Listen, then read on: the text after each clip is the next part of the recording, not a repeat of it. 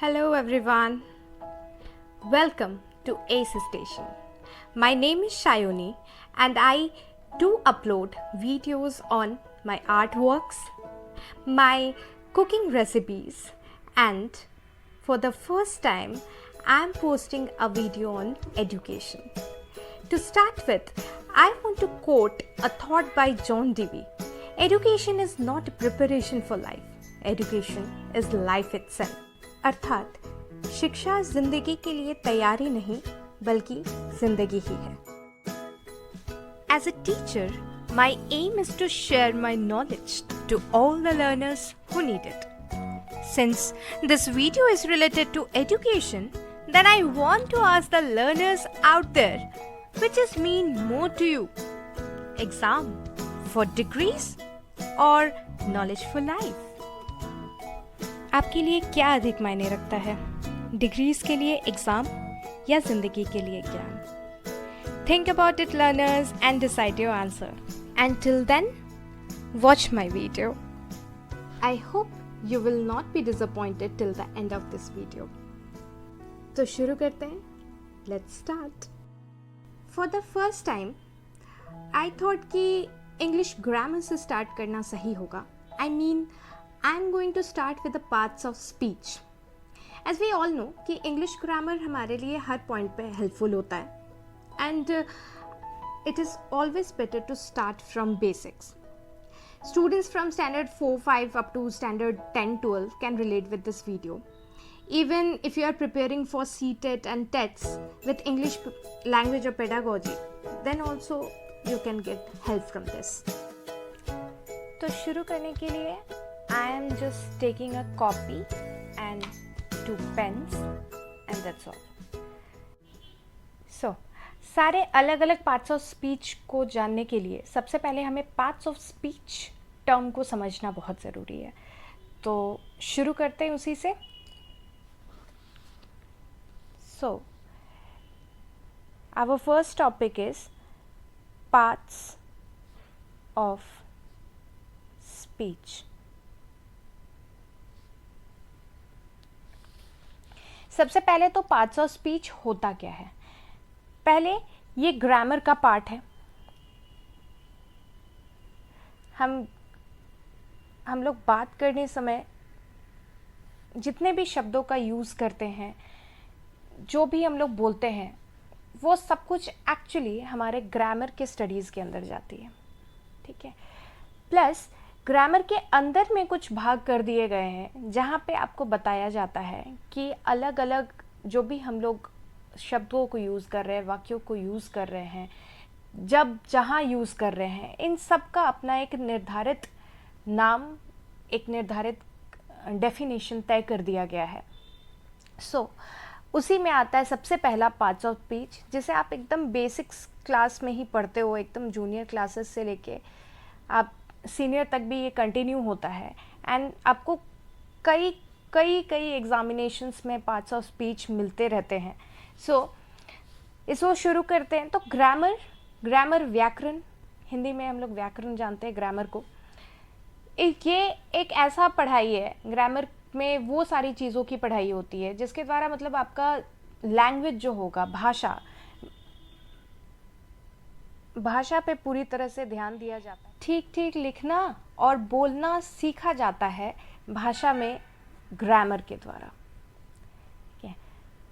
तो उसमें ही आपका पहला आ जाता है पॉइंट पार्ट्स ऑफ स्पीच. तो पार्ट्स ऑफ स्पीच यानी स्पीच वो होता है जो हम लोग बोल रहे हैं, जिसमें हम लोग अपने बातचीत को इंक्लूड कर रहे हैं. जो भी हम लोग एक दूसरे के साथ लिखना बोलना करते हैं, रिटन लैंग्वेज हो चाहे वो ओरल लैंग्वेज हो, ये दोनों के केस में हम लोग जो बातें यूज़ करते हैं वो सब कुछ हमारे स्पीच में चले जाते हैं. सो स्पीच के भी पार्ट्स आ जाते हैं. इन्हें हम लोग नाम दे के रखे हैं. ग्रामर की दृष्टि में अगर इसे देखा जाए तो इन सभी शब्दों के अनुसार उनका अपना अपना एक कुछ कार्य है, कुछ अलग अलग उनके यूजेस हैं. उन यूजेस को ही हम लोग यहाँ पे पार्ट्स ऑफ स्पीच में पढ़ते हैं. तो पहली तो पार्ट्स ऑफ स्पीच के कितने भाग हैं, कितने एक्चुअली पार्ट्स हैं, वो जानना ज़रूरी है. तो सबसे पहले इसके भाग हैं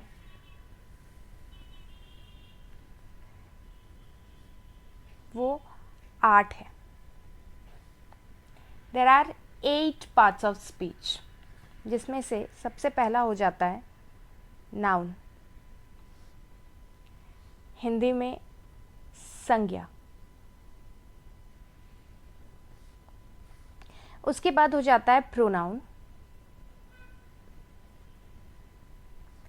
जिसे हम सर्वनाम जानते हैं। उसके बाद हो जाता है एडजेक्टिव,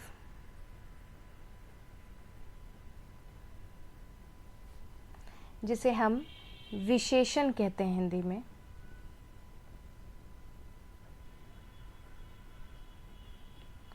उसके बाद होता है वर्ब, इसे हम क्रिया कहते हैं। फिर आता है एडवर्ब,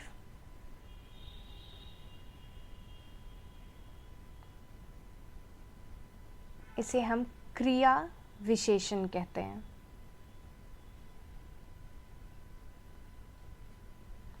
इन पांचों के अलावा और 3 हैं।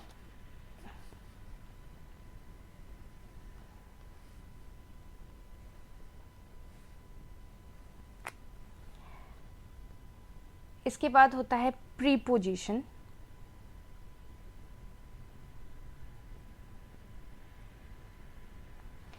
प्रीपोजिशन को हिंदी में पूर्व सर्ग कहते हैं। उसके बाद हो जाता है आपका कंजक्शन,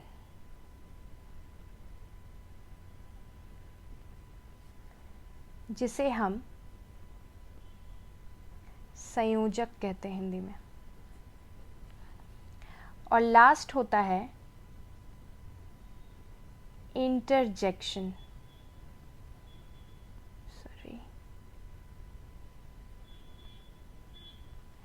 इंटरजेक्शन को हम लोग हिंदी में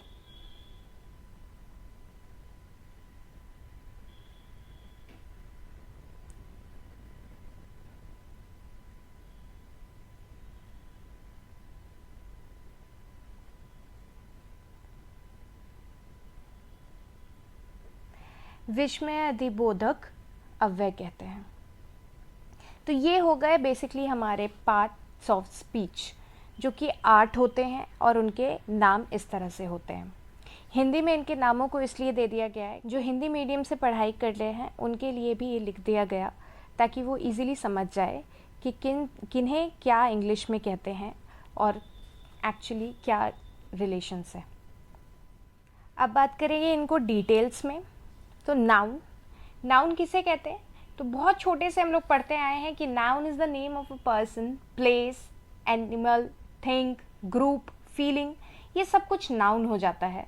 बहुत ही छोटे से हम लोग ये सब पढ़ते आए हैं। इसमें सारे जितने भी नाम हो जाते हैं, कि कोई भी चीज़ हो, कोई भी व्यक्ति हो, स्थान हो, वस्तु हो, कोई ग्रुप है, कोई क्वालिटी है, किसी की फीलिंग की बात कर रहे हो या आप कोई नेचुरल बात कर रहे हो, हर चीज़ में जो हम लोग नाम देते हैं, किसी भी स्थिति में किसी भी वस्तु का, व्यक्ति का या स्थान का या अन्य किसी भी चीज़ों का जब हम लोग नामकरण करते हैं तो वो नामकरण सारे नाउन में चले जाते हैं। किसी भी इंसान का रख लो नाम, किसी भी एनिमल का रख लो नाम, या आप एनिमल्स को जो हम लोग जिस तरह से देखते हैं, जो जिस नाम से हम लोग पहचानते हैं, वो भी नाउन हो जाता है। अब ये सब कुछ आपके नाउन में चला जाएगा। प्रोनाउन, तो प्रोनाउन ऐसा होता है कि हर वक्त आप नाउन का इस्तेमाल करके बात नहीं कर सकते। आपको एक समय के बाद नाउन के जगह पे किसी दूसरे शब्द का इस्तेमाल करने का ज़रूरत पड़ता है। तो वो जो नाउन के जगह पे शब्द आते हैं उन्हें हम प्रोनाउन कहते हैं। फिर होता है एडजेक्टिव। तो एडजेक्टिव हम उन्हें कहते हैं जो आपके नाउन की विशेषता बताए। वाक्य में आके आपके नाउन की विशेषता बताने वाले को हम लोग एडजेक्टिव कहते हैं। वर्ब हमें उन्हें कहते हैं जो कि एक्शन वर्ड होते हैं। जितने भी ऐसे शब्द जिससे पता चले कि काम हो रहा है, किसी भी तरह का काम किया जा रहा है, वो सारे एक्शन वर्ड्स आपके वर्ब्स हो जाते हैं। वर्ब से आपके काम के होने का बोध होता है। एडवर्ब से आपके काम की विशेषता का पता चलता है। आप किस तरह का काम कर रहे हो, अच्छा काम, बुरा काम, बहुत देर तक कर रहे हो, थोड़ी देर के लिए कर रहे हो, ये जितनी भी बातें आपके वर्ब के साथ जुड़ के आएंगी, किसी भी तरह का विशेषता बताएगी आपके काम का, वो सारे एडवर्ब हो जाते हैं। उसके बाद आते हैं प्रीपोजिशंस। तो प्रीपोजिशंस आपके वाक्य को पूरा करने का काम करते हैं। ये ऐसे वर्ड होते हैं जो कि नाउन और प्रोनाउन से पहले आके नाउन प्रोनाउन से रिश्ता तय करते हैं और वाक्य को पूरा करते हैं, वो प्रीपोजिशंस होते हैं। उसके बाद होते हैं कंजक्शन। कंजक्शन दो वर्ड को या दो सेंटेंस को जॉइन करने के लिए यूज़ किया जाता है। कंजक्शन कभी भी हमें जब ज़रूरत पड़े कि नहीं हमें दो शब्दों को एक साथ जोड़ के एक ही बार में बोलना है, तो हम लोग कुछ शब्द बीच में लगाते हैं एंड उसे हम कंजक्शन कहते हैं। इंटरजेक्शन हम उन्हें कहते हैं जहाँ पे आप शब्दों के द्वारा अपने फीलिंग्स को, अपने इमोशंस को, सडन फीलिंग्स को जो कि अचानक से हो, वो सारे फीलिंग्स को आप एक्सप्रेस करते हैं, उसे हम इंटरजेक्शन कहते हैं। It is a word which expresses some sudden feeling और इमोशन, जैसे कि खुशी हो गई, दुख हो गया, या सरप्राइज़ हो गया, शॉक हो गया, नफ़रत हो गया, ये सब कुछ जब हम लोग जाहिर करते हैं तो कुछ शब्दों का इस्तेमाल करते हैं, उन्हें हम इंटरजेक्शन कहते हैं। सिंस बहुत से जगह I have seen that English grammar में बच्चों को बहुत दिक्कत होती है, स्टूडेंट्स ग्रामर रिलेटेड प्रॉब्लम्स को फेस करते हैं। इट्स ओनली बिकॉज कि उनका बेस कहीं ना कहीं क्लियर नहीं होता, या तो वो क्लियर होता नहीं है या तो उनके दिमाग से फेड हो जाता है बाय द टाइम। इसलिए यहाँ पे हम बहुत ही बेस से शुरू कर रहे हैं, पार्ट्स ऑफ स्पीचेस से शुरू करेंगे। ये वीडियो आपको पार्ट बाय पार्ट ही मिलेगा, जैसे कि पार्ट्स ऑफ स्पीच होते हैं वैसे ही आपको पार्ट बाय पार्ट मिलेगा, otherwise it will be very long for you. After learning the names of the parts of speech, it is a time to get it in more detail. So the first part of speech is noun. Noun के definition में हमने पहले भी discuss किया कि noun is the name of a person, place, thing, group, feeling, etc. नामकरण जो दिए जाते हैं, नामकरण किया जाता है किसी भी इंसान का, किसी भी जगह का, किसी भी सामान का, कोई ग्रुप है या कोई फीलिंग है आपकी, तो वो सब का जो नामकरण है वो सब नाउन में चला जाता है। फॉर एग्जांपल यहाँ पे अशोक, दिल्ली, पेन, डॉक्टर्स, ऐसे देखा गया है। इसके बाद है कि इनके कुछ काइंड्स होते हैं। तो नाउन के कुल 5 काइंड्स होते हैं। पहला है प्रॉपर नाउन, दूसरा है कॉमन नाउन, तीसरा है कलेक्टिव नाउन, चौथा है मटेरियल नाउन एंड पांचवा है एब्स्ट्रैक्ट नाउन। इन सारे नाउन्स की कैटेगराइजेशन इसलिए की गई है क्योंकि जो भी शब्द आप लोग इस्तेमाल करेंगे नामों के लिए, नाम के लिए, तो उसके भी कुछ स्पेसिफिकेशंस हो जाएंगे, कुछ अपने अलग डेफिनेशंस हो जाएंगे, इसलिए ये 5 काइंड्स ऑफ नाउन अंदर आते हैं। अब इसका पहला काइंड है proper noun. It is the name of some particular person, place और थिंग। ये कभी किसी इंसान का, किसी जगह का या किसी सामान का कोई पर्टिकुलर नामकरण अगर हम लोग कर दें, कोई स्पेशल नाम अगर हम लोग देते हैं, तो उसे हम प्रॉपर नाउन में रखते हैं। जैसे कि हो सकता है कि आप अपने घर में एक नाम से जाने जाते हो, लेकिन आप अपने घर से बाहर जब जाते हो तो लोग, आपके फ्रेंड्स, आपके रिलेटिव्स आपको हो सकता है दूसरे नाम से जानते हो, जिसे आप निकनेम्स और बाहर का नेम के रूप में इस्तेमाल करते हैं। तो ये ऐसा क्यों? क्योंकि आपको एक स्पेशल नाम दिया गया है ताकि आप सबके भीड़ में खो ना जाओ, जब आपका नाम से पुकारा जाए तो आप जवाब दे सको। तो इस तरह से जब हम लोग किसी जगह का, किसी सामान का या किसी इंसान का नामकरण देखते हैं, नाम देखते हैं, तो उसे हम प्रॉपर नाउन में रखते हैं। फॉर एग्जाम्पल यहाँ पे सृष्टि, राहुल, गिरिडी एक्सेट्रा रखा गया है।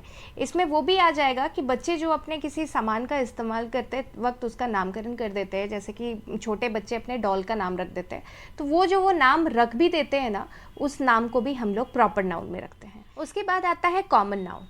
It is the name that is shared in common by each of the same class और kind. They are not special names. Common noun जो कि आपके लिए भी सेम होगा और मेरे लिए भी सेम होगा, इसमें कोई स्पेशल नेम का इस्तेमाल नहीं होता है। कॉमन नाउन हम उन सारे नामों को कहते हैं जो आप भी सेम नाम से पुकारते हो और हम भी उसे सेम नाम से ही पुकारते हैं। फॉर एग्जाम्पल यहाँ पे हम लोगों ने books, cat, milk, trees etcetera लिया है। किताबें आपके लिए भी किताबें हैं और मेरे लिए भी किताबें ही हैं। बिल्ली को आप भी बिल्ली कहते होंगे और हम भी बिल्ली कहते हैं। वो अलग बात है कि कभी अगर घर में आप पेट के रूप में कैट और डॉग्स को रखते हो तो उसके कुछ नेम्स दे देते हो, तब वो जो नेम्स देते हो वो सारे प्रॉपर नाउन में चले जाएंगे। लेकिन वो है क्या? तो कैट्स है, डॉग है, काऊ है, तो ये जो होगा कैट, डॉग, काऊ सबके लिए एक बराबर, सब एक जैसा ही जानता है, तो उसे हम कॉमन नाउन में रखते हैं। पेड़, पौधे, फूल सब कुछ आपके कॉमन नाउन में आते हैं। Next, it's collective noun, a noun in which the name of a number or collection of person or things considered as one. collective noun में हम तब इसे नाउन कहते हैं जब आपका मान लीजिए कि ग्रुप है, एक ग्रुप में लोग खड़े हैं या किसी कलेक्शन ऑफ लोगों को या किसी कलेक्शन ऑफ चीज़ों को आप एक साथ करके कंसिडर करते हैं कि वो एक है, ठीक है, तो इन दैट केस उसे हम कलेक्टिव नाउन में रखते हैं। फॉर एग्जाम्पल यहाँ पे आर्मी लिया गया है, क्राउड, गैंग एक्सेट्रा। तो आर्मी क्यों? क्योंकि आर्मी कभी एक इंसान से नहीं बन सकती। आर्मी हमेशा हमें पता है कि इस सब का इस्तेमाल तभी करते हैं जब वहाँ पे बहुत सारे लोगों की बात की जा रही हो, बहुत सारे ऐसे लोग जो आपके लिए फाइट करने के लिए खड़े हैं, तो वो आप आर्मी कहते हो।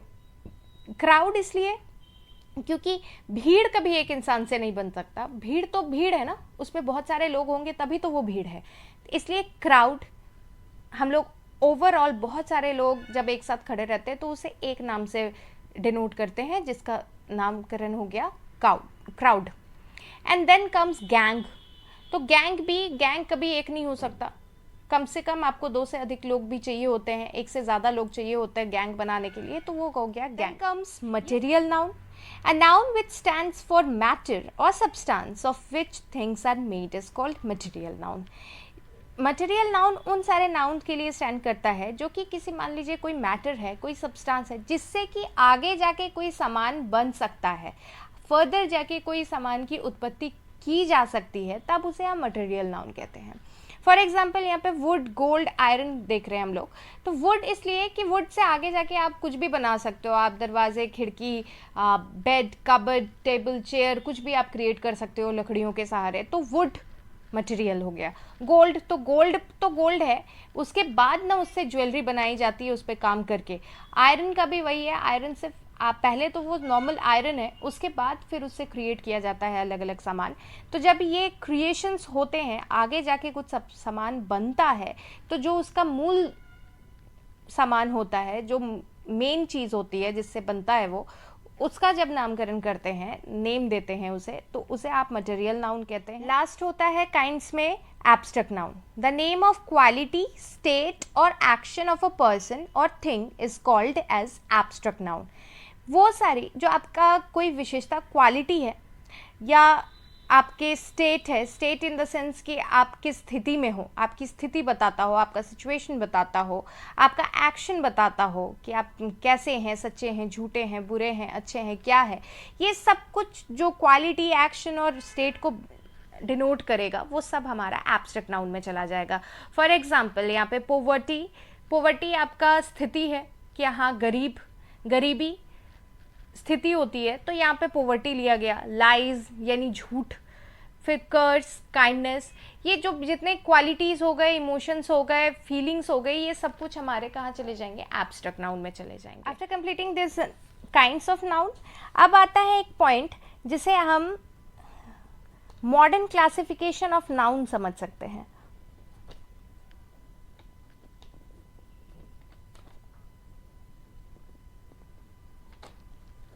मॉडर्न क्लासिफिकेशन ऑफ नाउन, इसमें आपका 2 पार्ट हो जाता है। पहला पार्ट होता है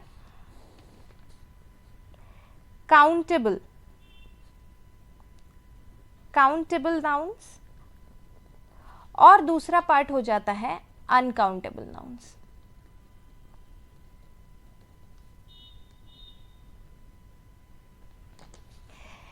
सिंपली काउंटेबल नाउन्स में वो सारे नाउन्स चले जाएंगे जिन्हें आप गिन सकते हैं, जिनको आप किसी नंबर से डिनोट कर सकते हैं, गिन सकते हैं, वो सारे हो जाते हैं काउंटेबल नाउन।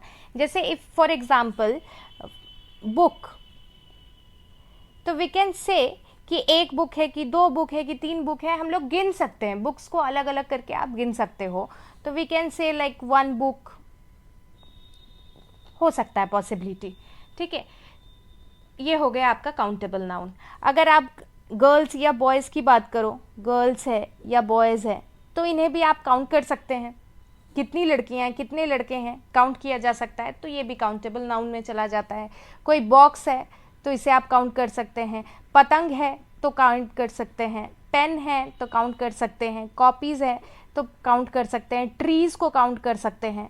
ये सारे जितने भी नाउन्स हो गए जो कि आप गिन सकते हैं, जिन्हें गिनना पॉसिबल है, वो आपके काउंटेबल नाउन हो जाते हैं। और अनकाउंटेबल नाउन में वो हो जाते हैं जिन्हें आप गिन नहीं सकते, वो चाह के भी आप उसे काउंट नहीं कर सकते। जैसे कि मिल्क, मिल्क को आप कैसे काउंट करोगे? हाँ, अब उसको क्वांटिटी में बांध के अगर बोला जाए कि 1 लीटर है, 2 लीटर है, तो वो अलग बात हो गई। लेकिन आप मिल्क को अंदर से एज अ प्रोडक्ट उसे काउंट नहीं कर सकते। इट्स अ फ्लोई लिक्विड, और उससे अलावा वो कुछ नहीं है, आप उसे नहीं गिन सकते।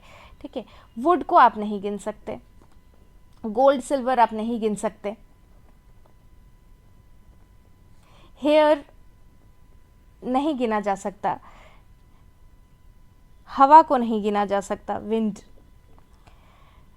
एंड इसी तरह से एक्सेट्रा। बहुत सारी चीज़ें होंगी जिसे आप गिन नहीं सकते। वाटर आ जाएगा इसमें, इसमें ग्रास आ जाएगा, इसमें पत्ते हो जाएंगे। पत्ते इन द सेंस कि जब वो पेड़ पे लगे हैं तो आप उन्हें नहीं गिन सकते। एक पेड़ के पत्तों को गिनना इज़ अनकाउंटेबल। ठीक है, लेकिन अगर वो पत्ते झड़े हुए हैं तो इट इज़ काउंटेबल। ठीक है, तो इस तरह से हम मॉडर्न क्लासिफिकेशन ऑफ नाउन्स को जानते हैं। One is countable noun and second is uncountable. So there are 2 more points to remember about noun। पहला हो जाता है नाउन का नंबर, जिसमें आ जाएगा सिंगुलर नाउन और plural noun. Singular noun that denotes one person, place और thing, example chair, girl etcetera. यानी सिंगुलर नाउन वो हो जाएंगे जिसमें आप एक, किसी भी एक सामान, एक इंसान या एक जगह का बोध करा रहे हो, तो वो आपका सिंगुलर नाउन हो जाएगा। लेकिन plural noun that denotes more than one person, place और थिंग, जो आपको एक से अधिक का बोध कराए, तब वो प्लूरल नाउन हो जाता है। जैसे कि यहाँ पे हम लोगों ने सेम एग्जांपल यूज़ किया है। सिंगुलर में अगर चेयर है तो प्लूरल में चेयर्स होता है, गर्ल है सिंगुलर में तो प्लूरल में गर्ल्स होता है। नेक्स्ट होता है जेंडर ऑफ नाउन। इसमें आप नाउन के जेंडर के बारे में देखते हैं, जैसे कि पहला मैस्कुलिन जेंडर, दूसरा फेमिनाइन, तीसरा कॉमन एंड चौथा न्यूटर जेंडर।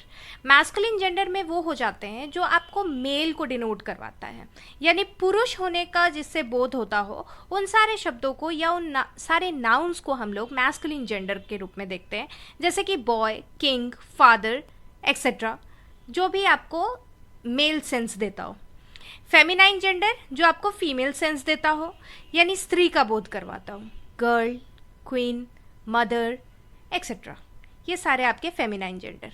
कॉमन जेंडर हम उन्हें कहते हैं जिससे आपको स्त्री या पुरुष अलग से कुछ ना समझ में आए, जस्ट वो कॉमनली यूज़ किया जाता हो सकता है वो स्त्री भी हो सकता है वो पुरुष भी हो, लेकिन उससे कुछ खास बोध अगर नहीं होता हो नाउन का, तो उसे आप कॉमन जेंडर में रखते हो। जैसे कि स्टूडेंट, लड़का भी हो सकता है, लड़की भी हो सकती है। एनिमी तो दोनों हो सकते हैं, फ्रेंड दोनों हो सकते हैं। तो ये सारे हमारे कॉमन जेंडर्स के नाउन हो गए। न्यूट्रल जेंडर में वो हो जाते हैं जो कि निर्जीव वस्तुएं होती है, इनका जेंडर आप नहीं बता सकते हो, इनके जेंडर होते ही नहीं है, तो आप इसे जेंडर के रूप में नहीं ढाल सकते हो, तो वो सारे आपके न्यूट्रल जेंडर में चले जाते हैं। कोई भी वस्तु, pen, fan, table, house etcetera, जो भी चाहो जो कि निर्जीव हैं, जिनका स्त्री पुरुष नहीं होता, वो सारे न्यूट्रल जेंडर हो जाते हैं। इनके अलावा नाउन में एक और टॉपिक होता है जिसे केस ऑफ नाउन कहते हैं, जिसमें नाउन के केसेस बताए जाते हैं, जो आपको एक दूसरे वीडियो में हम उसके बारे में डिटेल्स में बताएंगे कि केसेस होते क्या है नाउन के। ए स्मॉल रिकैप कि आज हम लोगों ने क्या क्या पढ़ा या क्या क्या देखा। पहले हम लोगों ने पार्ट्स ऑफ स्पीच के बारे में जाना कि पार्ट्स ऑफ स्पीच 8 होते हैं, उनके क्या क्या नाम हैं, और उसके बाद उन्हें डिटेल में पढ़ना स्टार्ट किया, जिसका पहला भाग आज हम लोगों ने कंप्लीट किया है, जिसमें नाउन है। नाउन के हम लोगों ने काइंड्स पढ़े, उसके बाद हम लोगों ने मॉडर्न क्लासिफिकेशन देखे नाउन के, नंबर्स क्या होते हैं नाउन के, और जेंडर क्या होते हैं। इस टॉपिक से रिलेटेड सिर्फ केस ऑफ नाउन बाकी रहता है, तो वो आपको एक इंडिविजुअल वीडियो में मिल जाएगा कि केसेस होते क्या हैं नाउन के, और उसकी डीपली डिटेल्स भी आपको उसी वीडियो में मिल जाएंगी. So a small recap.